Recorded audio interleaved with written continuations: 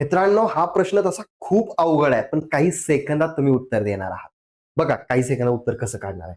एक बोट प्रवाहाच्या दिशेने 70 किलोमीटर अंतर 5 तासात जाते. म्हणजे हा प्रवाह आहे. प्रवाहाच्या दिशेने मित्रांनो, ही बोट 70 म्हणजे अंतर किती आहे? 70 किलोमीटर आहे. मग मित्रांनो 5 तासात ती जाते म्हणून सांगितले. मग वेग काढण्यासाठी काय केलं तुम्ही? या 70ला 5 ने भागलं. 5 एके 5, 5 एके 5, 2 उरले 5 चोक 20.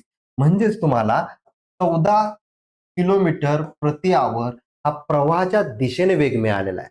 प्रवाहाच्या दिशेने म्हणजे बोटीचा आणि प्रवाहाचा वेग मिळून 14 किलोमीटर प्रति आवर आहे. दोन्ही वेग मिळून.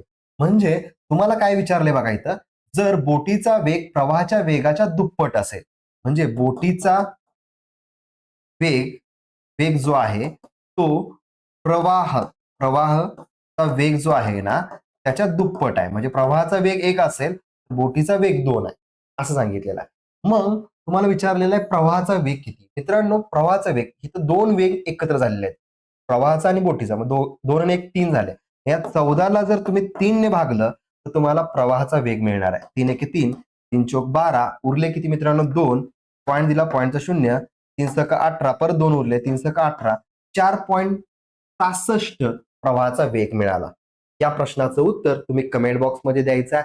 आणि मित्रांनो, दररोज मोफत YouTube लाईव्ह लेक्चर बघण्यासाठी तुम्हाला खाली जो नंबर दिलेला आहे त्या नंबरवर मेसेज करायचा आहे आणि आपलं SJN अकॅडमीचं ऍप डाउनलोड करायचं आहे. या ठिकाणी तुम्हाला दररोज मोफत YouTube लाईव्ह लेक्चरची लिंक मिळत राहील. धन्यवाद.